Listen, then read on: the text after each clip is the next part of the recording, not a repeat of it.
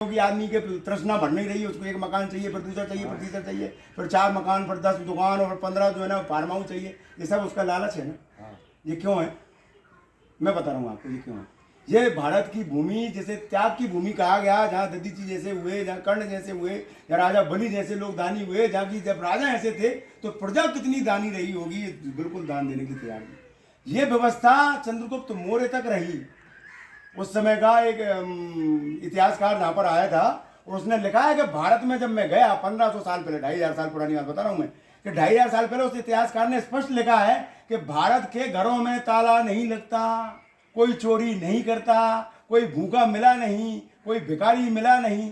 ये 2500 साल पहले की बात है। यही 1885 में मैकाले लिख रहा है, 1835 में संसद में बोल रहा है लंदन की में कि मैं भारत के कोने कोने में घूम गया, मुझे भिखारी नहीं मिला, मुझे चोर नहीं मिला। इस देश में पढ़े लिखी महिलाएं, पढ़े लिखे लोग मिले, तो इस देश को गुलाम बनाना असंभव है।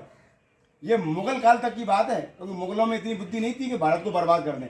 वो सिर्फ मुगलों को 2 ही जगह उनका जो है ना निगाह रहती थी, एक तो जो है ना महिलाओं के साथ बेइज्जती करना और दूसरा धन को लूट कर उस पर मस्ती करना, बस इसी 2 में मस्त रहते थे और से।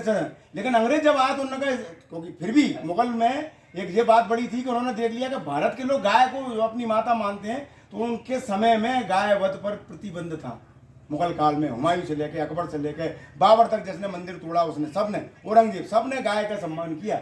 वो दूसरे काम करते वो अलग बात है, गाय को हाथ नहीं लगाते थे। वो मानता कि अगर जनता बढ़ गई ना तो हमारी सारी परकच्चे उड़ जाएंगी, तो गाय को नहीं छेड़ना। लेकिन अंग्रेजों ने इस बदमाशी को जो है ना इस तरह से कन्वर्ट किया। उन्होंने कहा यार ये इस देश को 1835 में जब वो भाषण दे रहा था कि इस देश को बर्बाद करना है तो यहाँ की शिक्षा व्यवस्था को ध्वस्त करो, तो जितने गुरुकुल थे उनको नष्ट कर दो। क्योंकि गुरुकुल से ही शिक्षा आती थी कि हमें जो है ना सूखी हुई टहनी नहीं तोड़ना है। गुरुकुल में सिखाया जाता था कि जाओ लकड़ी का ईंधन, तो ईंधन में ये तय था कि मतलब सूखे हुए पेड़ का ही लाओगे, आप गीला नहीं ला सकते। गाय को आप मतलब जो है ना इस तरह से रखोगे, आप उससे ऐसा नहीं करोगे, हिंसक जीवों से दूर रहोगे, मारना नहीं है, दूर रहो उनसे। उसके लिए झाड़ी और कांट और आगे आगे जो भी थी यही सिखाते थे गुरुकुल में। और जिसकी जो व्यवस्था थी, जो पढ़ना चाहता था उसको उस तरह की शिक्षा होती थी। जो लोहार का काम करना चाहा, तू लोहार सीख, तेरे को इंजीनियरिंग करना तू इंजीनियर सीख, तेरे को अंतरिक्ष की बात करना तू अंतरिक्ष वाला सीख, तेरे को कुछ खाना पकाना चाहिए, सबकी 18-17 विद्याएं जो थी वो सब गुरुकुलों में सिखाई जाती थी। अब 1835 के बाद में अंग्रेजों ने इस पर प्रहार करना शुरू किया और सारे गुरुकुल ध्वस्त कर दिए। ये राजीव दीक्षित ने बताया, मुझे नहीं मालूम, मैं तो उनकी बात कर रहा हूँ। उन्होंने बताया कि सारे गुरुकुल ध्वस्त किए गए और ये मैकाले की जो शिक्षा है इसमें गोल गोल जलेबी की तरह घूमते रहो तुम। जो तुम्हें नहीं पढ़ना वो भी तुम पढ़ो, अंग्रेजी नहीं है तुम्हारी इच्छा, तुम्हें पढ़ना पड़ेगी, तुम्हें मैथ्स पढ़ना पड़ेगी, भले तुम्हारी इच्छा नहीं, तुम्हें बीए करना पड़ेगी, तुम्हें पता करना पड़ेगी कि इंग्लैंड का राष्ट्रपति कौन था तो अमेरिका का कौन था। हमें मतलब नहीं है, हमें अपने देश से मतलब है यार। तो जिस शिक्षा व्यवस्था गोल गोल जलेबी, फिर कानून व्यवस्था में लपेटा गया हमें। कानून देख लो आज भी, मतलब आपको न्याय मिल ही नहीं सकता, आप चले जाओ नीचे से लेकर ऊपर तक रगड़ते रगड़ते 50 साल, 2 पीढ़ियाँ 3 पीढ़ियाँ गुजर जाएंगे, न्याय नहीं मिला। तो ये सारी व्यवस्था उन्होंने भारत को गुलाम बनाने के लिए बनाई। 1000-2000 साल तक भारत गुलाम रहा। तो ये पूरी जब डैमेज हुआ, उसमें जब उन्होंने देखा कि फिर भी कुछ नहीं हो रहा, तो उन्होंने कहा इनकी रीढ़ किधर है। तो रीढ़ क्या थी? गाय। तो गाय को कैसे मारे? सीधा मार नहीं सकते। तो उन्होंने कहा गाय के लिए गौशाला खोलो, जो आवारा घूमती है। आवारा नहीं थी, वो तो जंगलों में घूमती थी, चरणों में घूमी, सारी उन्हीं की थी। आवारा थोड़ी थी वो बेचारी, वो तो आपने छोड़ दिया। गाँव छोटा था, पूरा जंगल उनका। इसमें उनको शेर भी खाते होंगे तो खा जाते होंगे, वो अलग बात है, शेर चीजें शिकार करते होंगे, लेकिन फिर भी गाय खूब स्वतंत्र थी। उन्होंने कहा जो हुआ आपकी गाय माता ऐसी घूमती पैसे घूमती है, उनके लिए गौशाला बना। गौशाला क्यों बना?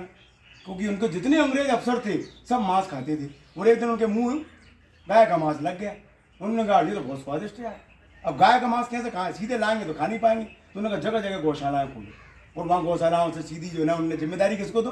गौशालाओं की जितेंद्र भाई को दे दो, क्योंकि जी अपने पक्ष में है। यहाँ से गाय अपने आती रहेंगी, सचिन भाई को दे दो, सतीश भाई को दे दो, यही अपने चमचे हैं, ये अपनी भाषा बोलते हैं, बस यही। तो उन्होंने गौशालाओं की जिम्मेदारी, आप देख लो आज वर्तमान में जिनको गौशालाओं की जिम्मेदारी दी है, क्या वो गौशाला संभालने लायक है? पंच, सरपंच, सचिव वगैरह जितनी महिला समूह है वो क्या संभाल रहे हैं? क्या सब पैसे खा रहे हैं वहाँ से, जैसे अंग्रेजों की औलाद है।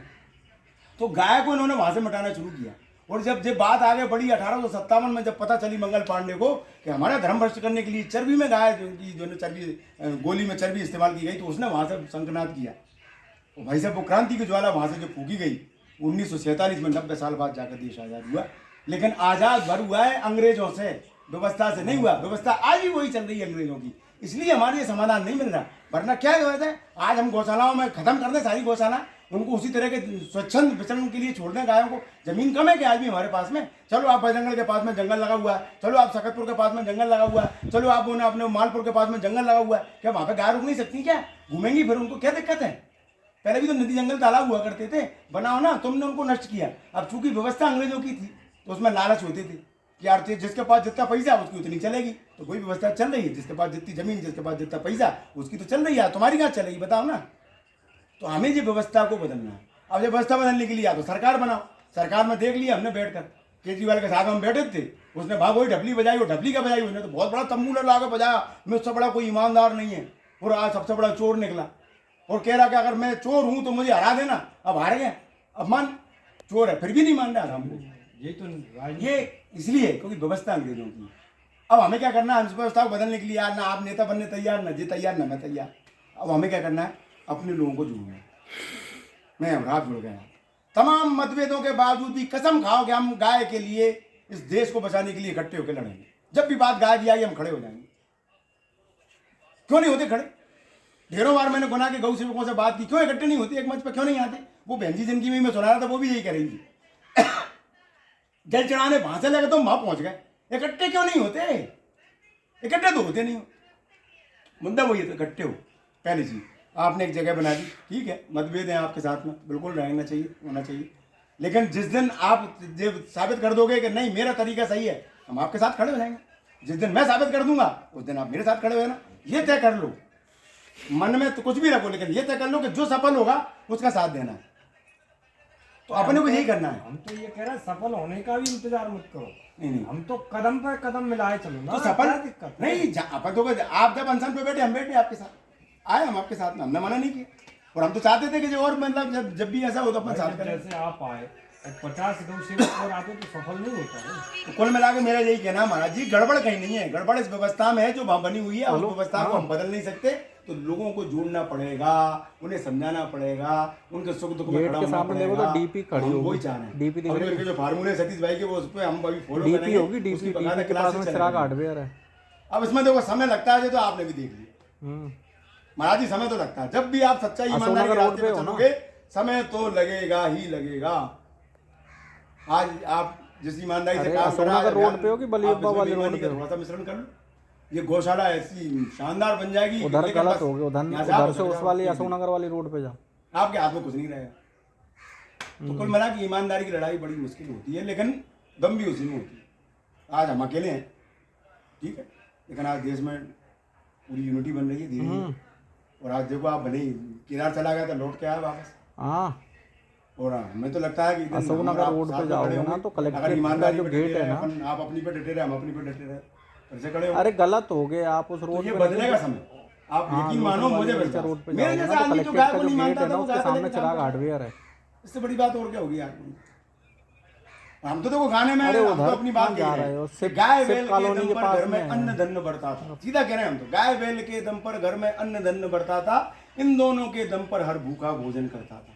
सब स्वस्थ सुखी बलवान थे, सब मिलजुल कर सब रहते थे, सुख दुख में एक साथ खड़े हो प्यार से सब रहते थे। लेकिन हमने क्या किया? न दूध का कर्ज उतारा, न एहसान बैलों का माना, शिव के नंदी और कान्हा की गाय को घर से किया रवाना। आवारा सब रहते हैं, भूखे प्यासे फिरते हैं, सड़कों पर मरते हैं, कत्ल खानों में करते हैं। जो हर दिन मर रहे कट रहे, उनकी दुख भरी कहानी सुनाने के लिए निकलने वाले हम तो 26 से ये शुरुआत कर रहे हैं। और ये दुख भरी सुनने के बाद, कहानी सुनने के बाद भी यदि इस देश की जनता नहीं जागती है तो फिर मरे वो हमारी तरफ से। हम तो भैया एक ही काम कर सकते हैं कि भैया जगा सने का हमारी जिम्मेदारी जगाने की है। वीडियो भाई की इतनी जिम्मेदारी थी उनने कर लिया, सतीश भाई के फार्मूला की थी उनने कर लिया, सचिन भाई की वीडियो बनाने की थी उनने वीडियो बना लिया। वो इससे ज़्यादा नहीं कर सकते, लेकिन आपसे सिर्फ इतना कह रहे हैं कि एक छोटा सा योगदान अपने जीवन में निकाल लो रे, वरना अभी तो घोड़ी पे भी चढ़ने का मौका मिला तुम्हें मरने के लिए, उस समय वो भी नहीं मिलेगा। तुम घोड़ी पे चढ़ जाओ, हल्दी लगा लगाते मरोगे, और पीछे खिसकोगे तो शादी की तैयारियां करते करते मरोगे, और पीछे खिसके जाओगे तो लड़की देखने जाओगे उस दिन मर जाओगे, लड़का देखने जाओगे उस दिन मर जाओगे। और उससे पहले भी अगर चलोगे तो पढ़ते पढ़ते कॉलेज में मर जाओगे, और पीछे यही हालात बने रहे तो अपने स्कूल की बेंच पे मर जाओगे, और ज्यादा पीछे खसक जाओ तो स्कूल में मरोगे, और बच्चे पैदा होते होते मरेंगे, और जो जन्म देगी वो भी मरेगी अगर आपने गाय को नहीं बचाया। ये हमारा कहना है। अब इसके बाद भी अगर आप कोई आदमी का जमीर नहीं जगता गाय बचाने के लिए तो तू मर। हाँ, बात करवा दो, फिर हम कुछ नहीं कर सकते। चिराग भाई हार्डवेयर पे। गांधी जी चले, उनका काम चलना था, बस लोग जगे चलते गए, उनके पीछे आते गए। और वही काम हमारा। बिल्कुल। हमारा काम क्या है, हमने तो जहाँ हेलो भैया, बैठ गए। इनको वो वो 15-50 बाइक दिखवाना हो था। कैसे भी हो रही, भैया अच्छा लगे तो आ जाओ। हाँ कोई बात। कमी कमी की कहो तो हर आदमी में कमी होती है, बिल्कुल है। हर गलती होती है, कहीं ना कहीं हमारा भी लीक पॉइंट होगा, कहीं कमी होगी, कहीं अच्छाई होगी, कहीं अब क्या हो रहा है, मतलब वो कह रहा है, मतलब पंडित जी जो मैंने महसूस किया कि आप क्या कह रहे हैं, जो गाय हमारी नहीं है, वो नंदी हमारा नहीं है। मैं तो इस बात हेलो? को लेके जा रहा हूँ सबके साथ में मिलजुल अरे कर चिराग हार्डवेयर कि से बोल रहे हैं किसका ना? नंदी किसकी गाय, अरे शिव भैया जी का इनको नंदी 15-50 कहाँ है? दिखाना था। अब तुम किसको बहा रहे हो? ये रामलाल श्यामलाल की गाय नहीं है, ये चंपालाल और जो है ना हजारी लाल का नंदी नहीं है, ये शंकर जी का नंदी है और गाय है गोपाल की। हाथी घोड़ा पाल की, जय कन्हैया लाल की, शंकर जी का नंदी है, गाय है गोपाल की। ना तेरी है ना मेरी है ना किसी के लाल की, शंकर जी का नंदी है और गाय है गोपाल की। किसने उसकी गाय भगाई देख रहा है किशन किनाई, और किसने नंदी किया अनाथ देख रहे हैं भोलेनाथ। कान्हा के क्रोध से न कोई बच पाएगा और शंकर जी का तीसरा नेत्र खुल जाएगा। और जोड़ा हुआ धन तेरे काम नहीं आएगा और गाय जैसे जा रही है तू भी चला जाए। ध्यान रखना बस। अपन तो ये शब्दों के साथ में लोगों के बीच में इस रथ को लेकर जाने वाले हैं। उसके बाद में अगर भी लोग नहीं देखते तो हमारा रथ बेकार, इनकी हमारे साथ में खड़ा होना बेकार, आप बेकार नहीं, हमारा प्रयास बेकार। आपका जन्म सफल हो गया, आप गाय के लिए चल रहे हैं, आपका काम सफल। अब वो ईश्वर पर छोड़ दो, वो क्या करे। अपन तो कुछ नहीं, अपन तो बता रहे हैं कि भैया बहुत लंबी हो गई।